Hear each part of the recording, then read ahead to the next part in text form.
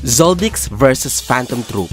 Sino nga ba sa dalawang grupong ito ang mananalo kapag nagdesisyon silang magsagupaan? Ang mga Zoldix ba na kilala sa mundo bilang mga batikang assassin at mamamaslang o ang Phantom Troop ba na kinakatakutan dahil sa pagiging sikat nilang magnanakaw at kriminal?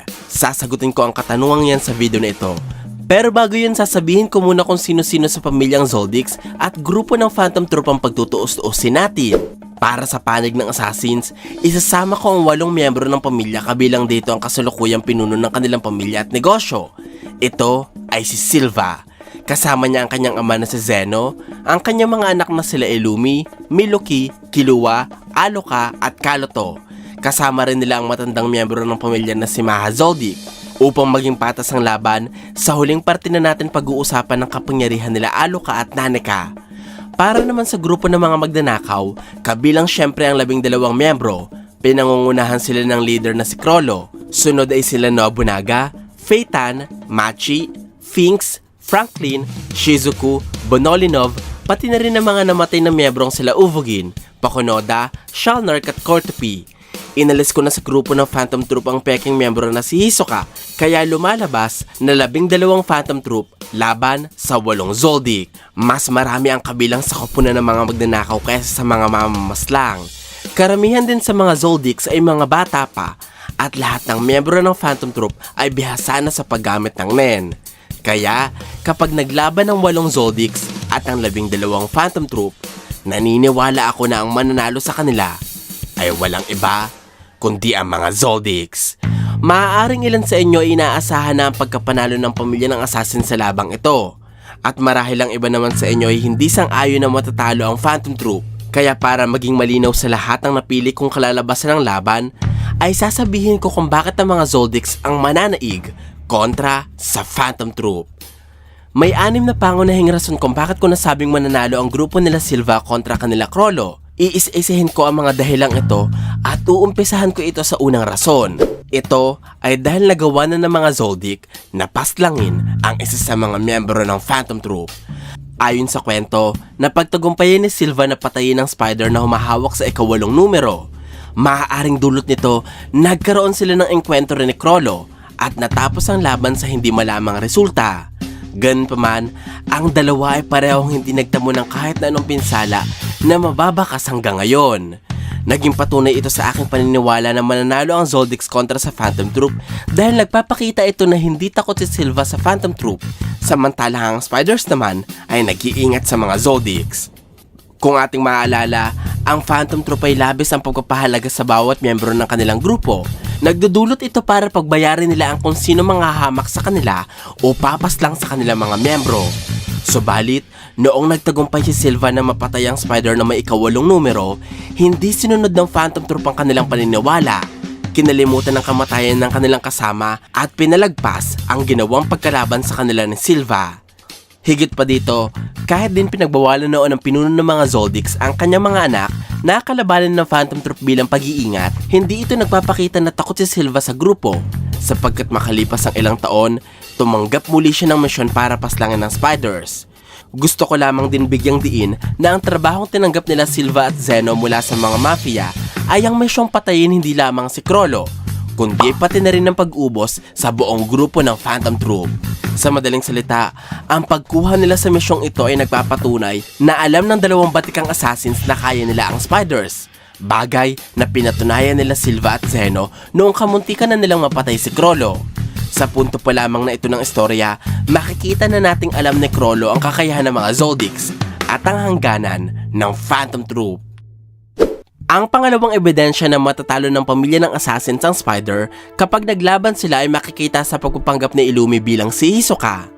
Kung ating babalikan ang chapter 116 ng manga, mababasa natin ang pag-upa ni Hisoka sa serbisyo ni Illumi para magpanggap bilang si Hisoka sa harapan ng Phantom Troop. Napagtagumpayan ni Illumi ang misyon ng walang mintis. Nakaalis si Hisoka sa hideout para tagpuin si Krollo at walang kahit na sino sa Phantom Troop ang nakapansin ng pagpapanggap ni Illumi. Napakalaking patunay nito sa agwat ng kakayahan na meron ng isang Zolddyck kumpara sa mga miyembro ng Phantom Troop, sapagkat ang lahat ng spiders maliban kay Uvogin at Krollo ay naloko ni Illumi. Hindi man lamang siya nahalata ng henyong si Shalnark. Naramdaman ng kapwa niya mamamaslang na si Phaeton at hindi napansin ng mga matatalas na mata ni Machi ang pagpapanggap na Illumi bilang Hisoka. Kahit pa ang babaeng magnanakaw ay sobrang pamilyar sa payaso.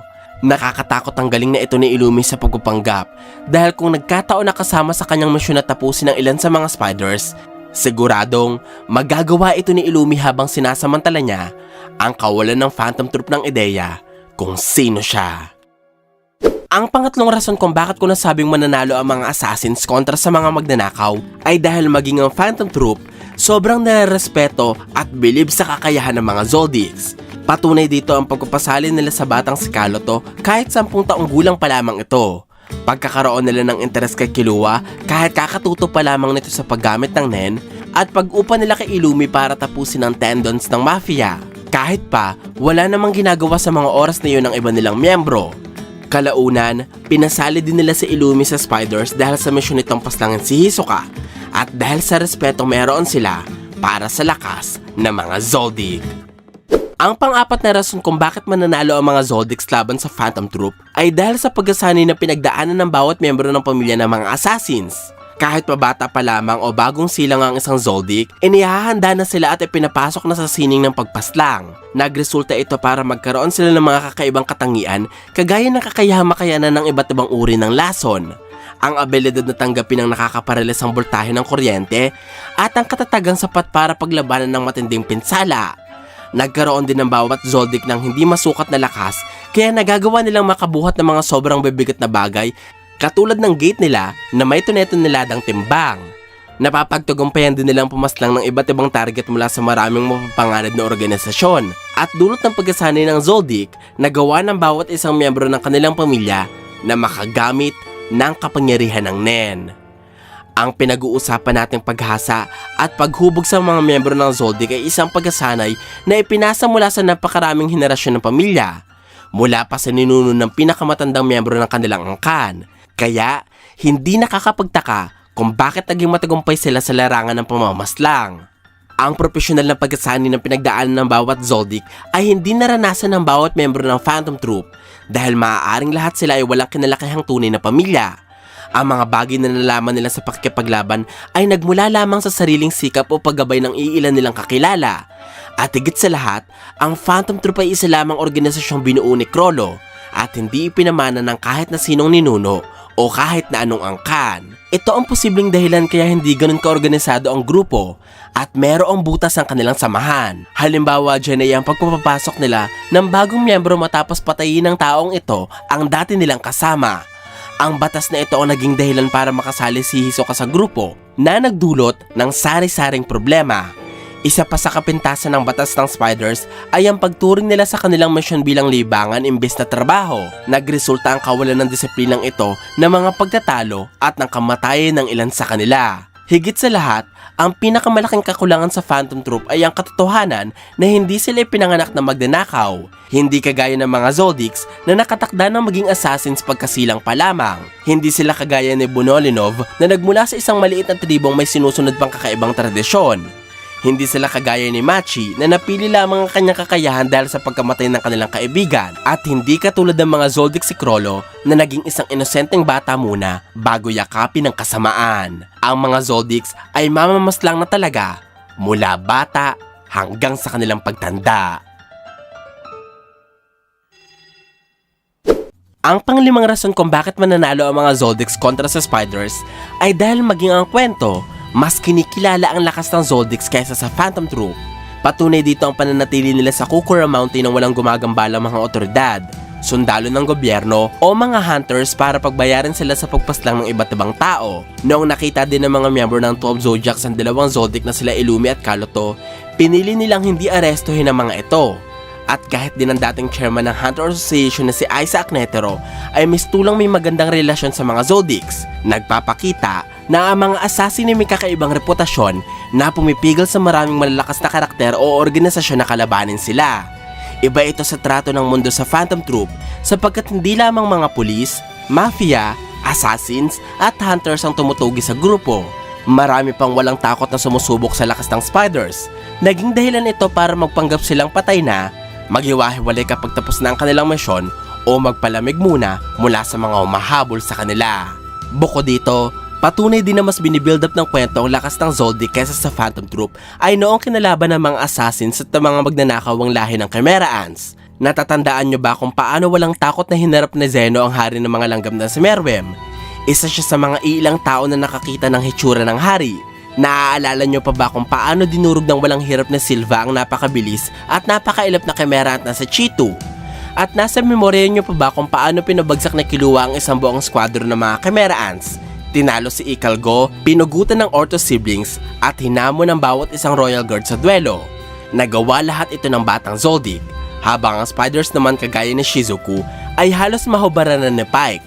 Si Shalnark na nagawa pang mahuli nila Pell at Boki at si Phaeton na ginamit na kanyang napakamapanganib na Nen ability para lamang mapabagsak si Sazan. Patunay din na ipinapakita ng kwento na mas malakas ang Zoldyck kaysa sa Phantom Troop ay ang pagtatagumpay ng pamilya ng assassin sa bawat misyong ginawa nila sa istorya. Halimbawa nga dyan ang pagpatay ni Silva sa number 8 ng Spider, pagpatay ni Illumi sa Tendons ng Mafia, at pagtulong ni Zeno kay Netero na ilayo si Meruem mula sa mga Royal Guards.